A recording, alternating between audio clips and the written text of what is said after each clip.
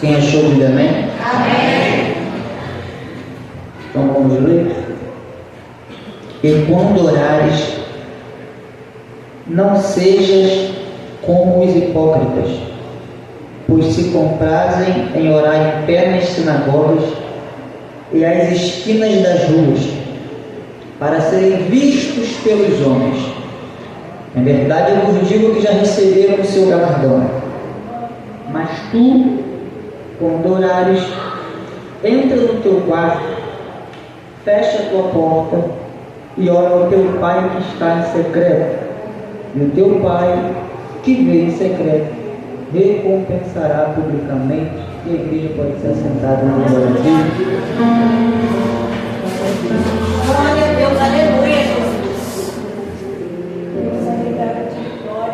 Quero agradecer a Deus por mais uma vez eu estar aqui, podendo ter a oportunidade de ministrar a palavra. Eu já vim uma vez, gostei muito. Graças a Deus por essa oportunidade. E que Deus me guarde, porque é uma responsabilidade a gente entrar na noiva de Cristo. Trago um abraço do meu pastor Wellington Costa, eu congrego no Ministério Semana a Palavra, que fica no Parque do Beira-Mar.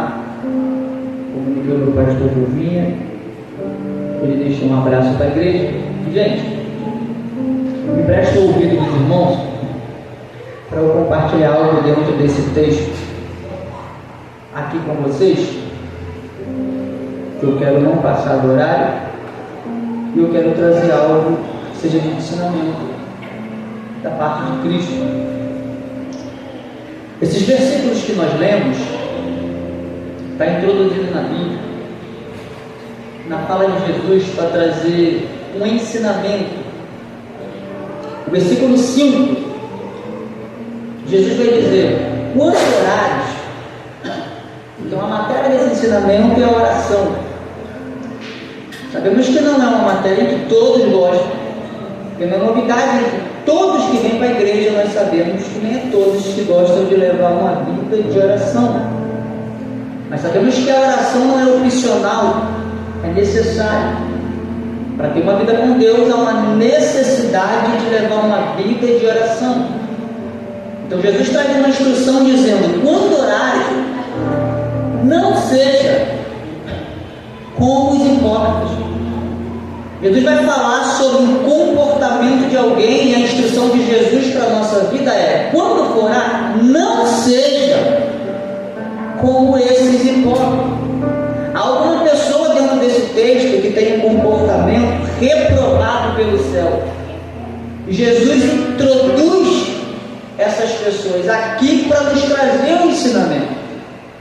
A saber que uma pessoa que tem bom comportamento, ela é um exemplo. Mas uma pessoa que tem mau comportamento também é um exemplo. A diferença é que quem tem bom comportamento é um exemplo a ser seguido, e quem tem um mau comportamento é um exemplo a não ser seguido.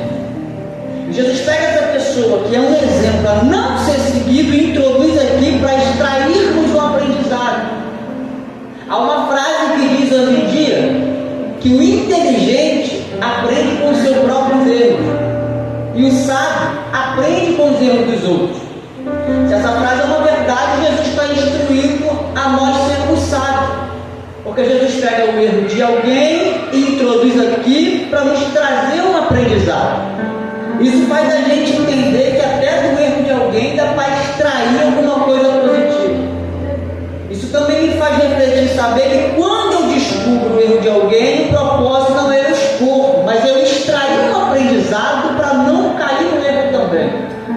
Especificamente dentro desse texto, o erro a trazer aprendizado é a hipocrisia. Não seja como os hipócritas. Característica de uma pessoa hipócrita é uma pessoa que fala o bem, que faz o certo, que toma uma atitude boa, enquanto as suas verdades estão escondidas por trás da máscara. O hipócrita expressa uma opinião que nem ele mesmo acredita. O hipócrita expressa um sentimento que ele nem está sentindo, porque o hipócrita mostra ser uma pessoa que na verdade ele não é. O livro de Mateus, capítulo 26, a partir do versículo 49, revela uma pessoa que tem características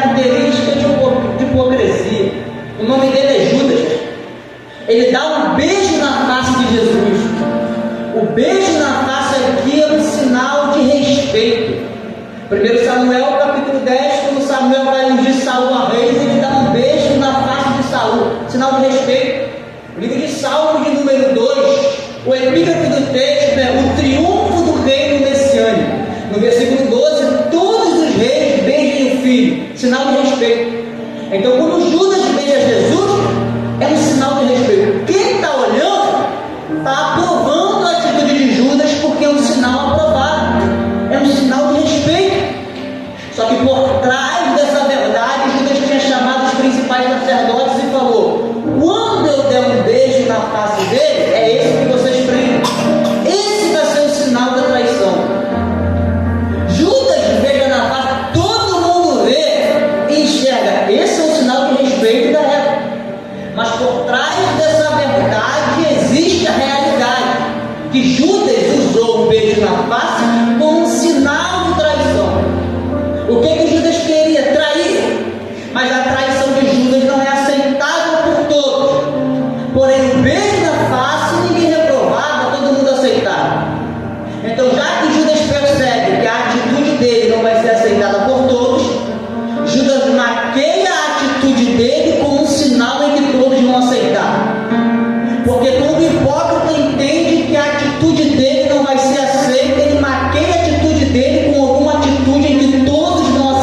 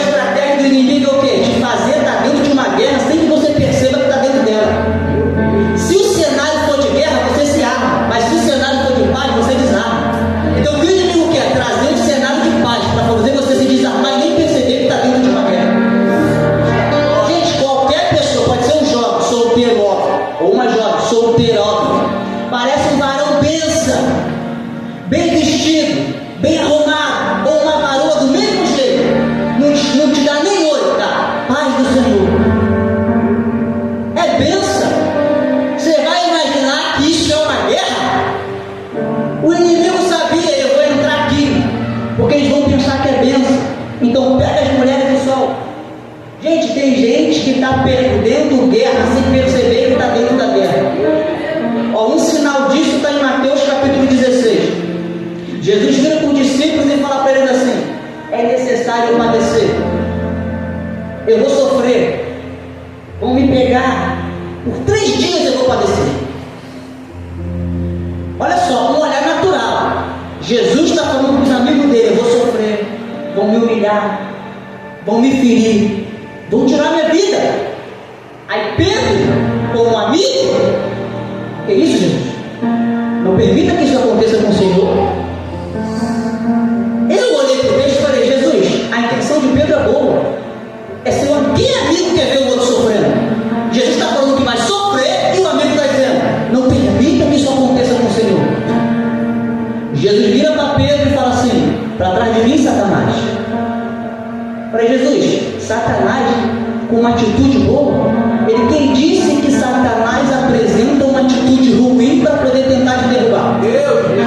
Satanás maqueia a atitude ruim com uma atitude boa para tentar fazer você cair. Porque na verdade o sofrimento de Jesus era a cruz. E para que Jesus veio na terra? Vai para a cruz. O propósito de Jesus é na cruz. Então impedir Jesus de sofrer na cruz é tentar tirar Jesus do propósito dele. E o que Jesus está dizendo? Pedro era amigo, mas infelizmente nessa atitude ele estava me afastando do propósito.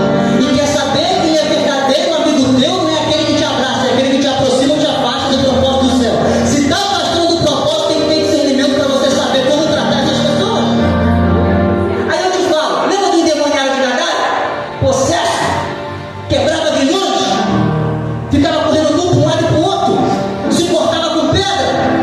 Todo mundo olha para ele e percebe: está endemoniado? Mas agora quem vê o demônio na vida de Pedro? Porque enxergar um demônio na vida do Gadareno é fácil, mas enxergar o demônio na vida de Pedro que é difícil. Quando alguém cai endemoniado, eu sei, está possesso. Só que tu perceber que quando Jesus pisa em Gadara, o que o demoniado faz? Se prostra e adora Jesus. E Pedro, que nem estava possesso, caído, está tentando tirar Jesus do propósito. Às vezes a gente vê alguém endemoniado e pensa: meu Deus, que coisa incrível. E às vezes quem está em pé do teu lado quer te afastar mais do propósito do que quem está caído do processo. E para isso eu tenho que ter discernimento para perceber que tem gente que parece que é meu amigo, mas tem situações que me afastam mais do que aproximam do propósito. Fala, não entende. Se não dá para pegar o povo na escritura, eu vou derrubar ele no discernimento. Tem gente que tem tanta escritura, mas tanta escritura, que ele abre a boca e grita: 1000 cairão ao meu lado, 10.000 me imaginei, eu não serei atingido. O Sansão aconteceu algo semelhante. Mandaram 1000 filisteus, vê que Sansão fez, jogou os 1000 pro alto. Mas mandaram só Dalila, o que Dalila fez? Derrubou Sansão. Na escritura, Sansão derrubou 1000 homens, mas no discernimento perdeu para uma mulher. Tem gente que na escritura derruba um exército, mas no discernimento perde para uma pessoa. E se a gente fala de guerra, a gente tem que entender, a gente tem que ter discernimento. Porque tudo que o inimigo quer é que a gente entre numa guerra sem discernimento. Porque a gente nem sabe que está guerreando. Toda vez que você entra numa guerra sem saber que é guerra, você perde uma batalha sem saber que está numa batalha. Então qual é a atitude do inimigo agora? Se eu apresento o que eu quero e ele não aceita, então eu maquio o que eu quero com aquilo que atrai ele para me apresentar para ele. Então uma atitude hipócrita nunca é apresentar algo verdadeiro, é sempre maquiar com uma mentira e esconder as verdades por trás. Jesus é tão contra essas atitudes que Jesus fala: quando vocês orar, não sejam como os hipócritas, que entra nas sinagogas e ora em pé e nas esquinas para serem vistos pelos homens. Mas quando vocês orarem, entra no teu quarto, fecha a porta e ora o teu Pai que está no oculto. Teu Pai que está no oculto te vê em secreto e te recompensará. Há 2 modelos de oração aqui: um que nós não devemos seguir, um que nós devemos seguir. Então Jesus instrui: quando for orar, não seja como essa primeira classe que fica em pé nas igrejas, das sinagogas ou nas esquinas orando para serem vistos. Mas quando orar, entra no teu quarto. Então percebe, Jesus não inicia dizendo: quando orar, entra no teu quarto. Jesus inicia pelo modelo que ele não quer que você faça. Quando orar, não seja igual aos hipócritas fariseus, que quando entra na sinagoga e nas esquinas, Então, nesse modelo, o que Jesus instrui primeiro? O que não se deve fazer. Percebe que Jesus vai ensinar algo para a gente fazer, mas a maior preocupação de Jesus é já ensinar a gente como nós não devemos fazer. É uma preocupação enorme de Jesus. Você vai chegar em um lugar, só que Jesus está preocupado em dizer como você não deve se comportar lá. Porque uma grande preocupação de Jesus, se nós formos enxergar aqui um quarto de intimidade ou um quarto de guerra, é super verídico, super normal, até porque dentro de uma guerra nós sabemos que uma das principais ferramentas é a oração. Então, se eu estou dentro do quarto, estou orando, estou com intimidade, cada um tem as suas batalhas, tem as suas guerras. E se eu olho um quarto, se eu olho isso daqui como um quarto de guerra, um quarto de batalha, a preocupação de Jesus aqui, antes de mandar a gente entrar, é dizer, não seja como essas pessoas. Porque até para estar numa guerra, Jesus se preocupa em te falar como você não deve entrar nela. Porque a preocupação de Jesus não é só fazer você estar em um lugar, mas é saber fazer, é te fazer entender como você tem que estar lá. Porque entrar de forma errada no lugar certo te faz ter fracasso no lugar que deveria ter sucesso. Tem horas que a gente, tudo que der errado pra gente é normal. Se deu errado, eu acho que é porque não era de Deus. Às vezes era de Deus. O problema não está no lugar que eu estou, mas na forma que eu entrei no lugar. Tem gente que quando o relacionamento der errado fala, se deu errado é porque não é de Deus. Às vezes o relacionamento era de Deus, a forma que você entrou nele não é. Tem gente que sai de um grupo de igreja e fala, se eu saí é porque não era de Deus. Às vezes o grupo era de Deus, só que a forma que você entrou que não era. Tem gente que sai da igreja e fala, acho que não era para eu estar naquele ministério, não era legal. Às vezes o problema não está no lugar, mas está na forma que você entrou no lugar. Então a gente se preocupa muito com a regra de te instruir certos comportamentos em outros lugares. Porque para Jesus não importa só você ir onde Ele quer. Primeiro Ele te instrui como você tem que se comportar lá. O livro de Efésios, capítulo 6, no versículo 11, o apóstolo Paulo vai dizer assim, revestindo de toda a armadura de Deus. Se a gente se reveste na ótica que é para ir para a guerra, acredito que ninguém imagina que Deus vai mandar se revestir para passear ou ir no shopping. Revestido de toda a armadura de Deus. Aí no versículo 2, a vossa luta não é contra a carne e sangue, mas é contra principados e potestades. O que Paulo está fazendo aqui? Se reveste. E agora o que Paulo está fazendo? Está instruindo quem não é o inimigo da gente. Está se revestindo? Deixa eu explicar a vocês. A vossa luta não é contra a carne e sangue. Por que Paulo está tão preocupado em instruir quem não é o nosso inimigo? Se Paulo manda você se revestir para ir para uma guerra, ele chama você e fala assim, deixa eu te fazer a explicação. Deixa eu te explicar agora que não é teu inimigo. Para que o apóstolo Paulo vai querer te instruir quem não é teu inimigo? Logo é porque ele tem uma preocupação de ir para a guerra e ferir quem não era para tu ferir. Então Paulo começa dizendo que não é o inimigo. Carne e sangue é pessoa. Esse pai de potestade é diabo. O que Paulo está dizendo é, tua guerra não é contra a pessoa, é contra o diabo. Só que Paulo manda se revestir e fala, tua guerra não é contra a carne e sangue. Porque tem gente que está com a armadura certa, mas ferindo a pessoa errada. Está na guerra certa, mas atacando quem não era para atacar, ferindo quem não era para ferir, tocando quem não era para tocar. Aqui não, mas existe igreja que parece que o diabo está do lado de fora, nem eu. E se perguntar, você não entra por quê? Não preciso, porque lá dentro eles ferem o outro sozinho, eles tocam o outro sozinho, derrubam o outro sozinho. Eu nem preciso ir, que eles fazem o trabalho por mim. Então a preocupação de Paulo é tão grande de dizer quem é o teu inimigo, porque não adianta a gente ter um exército, estar com a armadura, mas ferir quem era para ferir. Toda vez que você pega a pessoa errada, você diminui o exército. Ferir quem era para estar com você, diminuir as pessoas que vai para a guerra junto com você. Então ao invés de fugir para estender, vai levantar para o exército de você.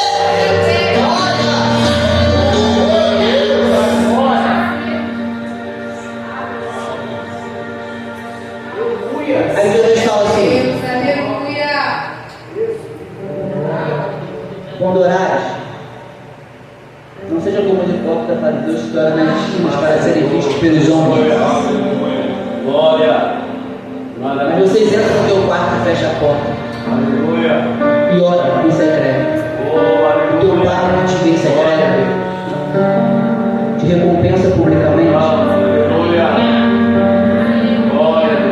Tem um ensinamento de Jesus aqui que eu acho interessante Glória a Jesus. para você entender o raciocínio comigo. Glória a Deus. Jesus reprova uma atitude. Glória. Quando orar, Não é para ser igual os hipócritas que vai para as esquinas e para as ruas para ser visto. Então vamos entender. Alguém está orando. Só que Jesus fala, não é para ser igual a eles. Então vamos supor, Jesus reprovou essa oração. Mas quando vocês orar, entra no quarto e ora no quarto fechado. Então peraí, se Jesus está mandando eu orar, então Jesus não tem problema com a oração. Então eu me pergunto, o que Jesus reprova nesse texto? Porque a princípio, a primeira pessoa ora nas sinagogas e nas esquinas. E o segundo exemplo, entra no quarto e fecha a porta, vocês oram no secreto. Para Jesus, se o senhor não tem problema com a oração, onde é que está o problema para o senhor reprovar eles? Vocês percebem que Jesus fala assim, ó, não ora igual eles, nas sinagogas e nas esquinas, para serem vistos. Qual é o propósito deles orar? Qual era a intenção deles orarem? Serem vistos. Tanto que Jesus diz, quando vocês orar, entra no quarto e fecha a porta e ora no secreto. O que Jesus está dizendo? Ora para não ser visto no secreto. A intenção da oração deles era ser visto. Quando vocês orar, não ora com a mesma intenção que a deles. Jesus já altera a intenção. Vocês mudam a intenção. Ora no quarto fechado, no secreto. Vocês percebem que os dois estão fazendo a mesma coisa? Os dois estão orando. Só que um sendo reprovado e um aprovado. Existe a possibilidade de duas pessoas fazerem a mesma coisa, mas uma ser aprovada e outra reprovada. Porque Jesus não reprova a atitude. O que Jesus reprova? A intenção por trás da atitude. Porque antes de Jesus olhar a tua atitude, Jesus vai olhar qual é a tua intenção por trás da tua atitude. Eu vou levantar quem está caído, a preocupação do céu, mas com qual intenção você quer levantar quem está caído? Eu vou abraçar, a preocupação do céu, mas com qual intenção você vai abraçar? Todo mundo vem para a igreja, a preocupação do céu, mas qual propósito que te fez vir para a igreja? Porque tem gente que acerta na atitude, mas erra no propósito. Quando Ana subia no templo para orar, ela falava assim, eu quero um filho para mim. Ana descia do templo estéril. Deus, eu quero um filho para mim. Ana descia do templo estéril. Deus, eu quero um filho para mim. Ana descia do templo estéril. Quem que ainda fez? Parou de orar? Não. Deus, eu vou orar do mesmo jeito, só vou alterar o propósito. Agora se o senhor me der, eu não quero mais para mim. Eu entrego meu filho para o senhor. Deus dá minha massa e dá para ela. Porque tem vezes que você pensa, se não está dando certo, eu vou mudar o que eu estou fazendo. Deus está falando, não precisa mudar o que está fazendo, é só alterar o propósito que a porta se abre. Oh, glória a Deus! Tem muita atitude que não precisa ser alterada, mas se tu alterar a intenção, a tua atitude começa a resultar como nunca teve.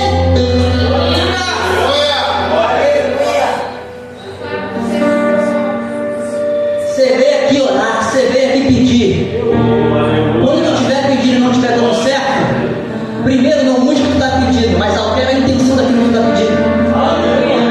Vou te dar um exemplo da mesma atitude com intenção diferente para você ver como é que é muito diferente. Duas pessoas, um jovem quer ter um carro, um evento simples, para conhecer meninas, para sair, para facilitar se envolver com pessoas, para ir para balada, para se prostituir.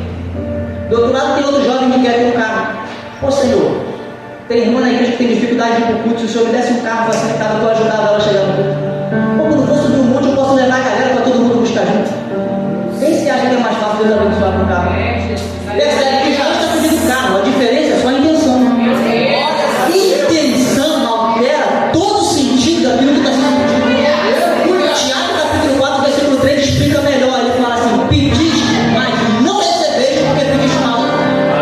Então eu não devo pedir, Tiago fala, porque pediste para gastar com vossos próprios prazeres. O problema não está em pedir, é porque a intenção que você pedir é gastar com o teu prazer. Tiago não diz que eu não posso pedir, Tiago só está falando, Deus só não te dá por causa da intenção que você pediu. Então às vezes não tem nem problema em você pedir, só que a intenção que eu peço altera todo o meu pedido.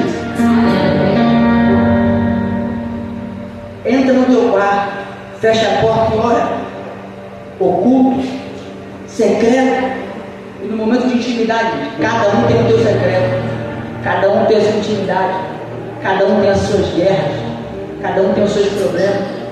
Quando fala de secreto, fala de coisa que ninguém de fora sabe. E ninguém sabe as guerras que você enfrenta. As guerras aqui na igreja é uma, mas no quarto fechado só você e Deus sabe.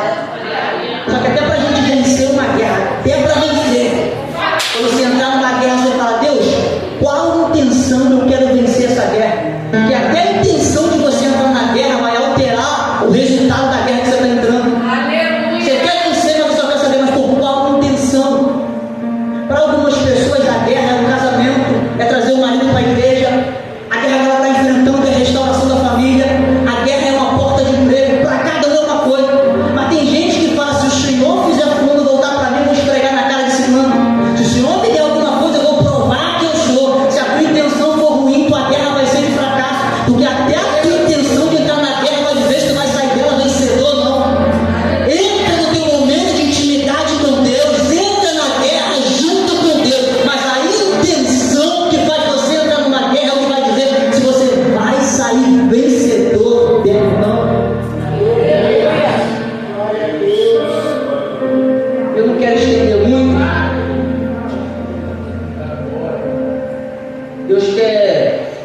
Deus quer ver um momento de intimidade com você depois.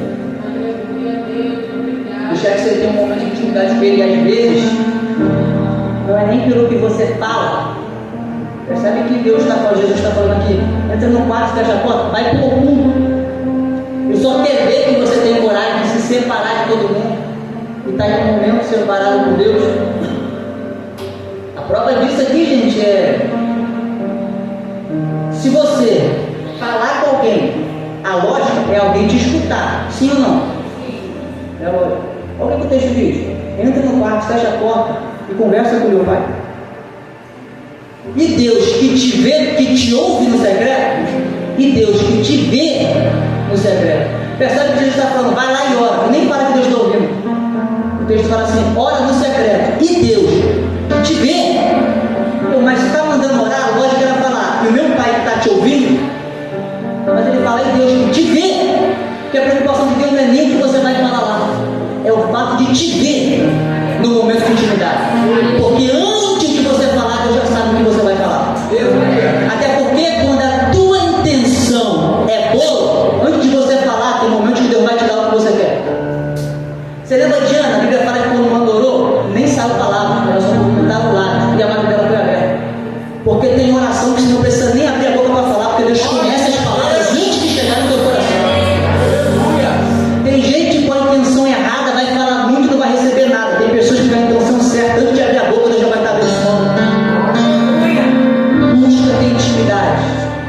Busca ter um momento de comunhão com Deus. Nesse momento, tudo que você for pedir a Deus, tudo que você conversar com Deus, entregue ao altar de Deus. Deus é porta de emprego. Não deixe o emprego te afastar do altar. Deus é relacionamento. Não deixe o relacionamento te afastar do altar. Quando você atrelar tudo que você quer ao altar de Deus, Deus já vê a intenção daquilo que ela está me pedindo, não vai afastar, vai aproximar. Fica mais fácil de Deus te abençoar. Tudo que você quiser, atrele ao altar de Deus, que assim vai ficar muito mais fácil de Deus abrir as portas para a sua vida. Quem quer essa palavra?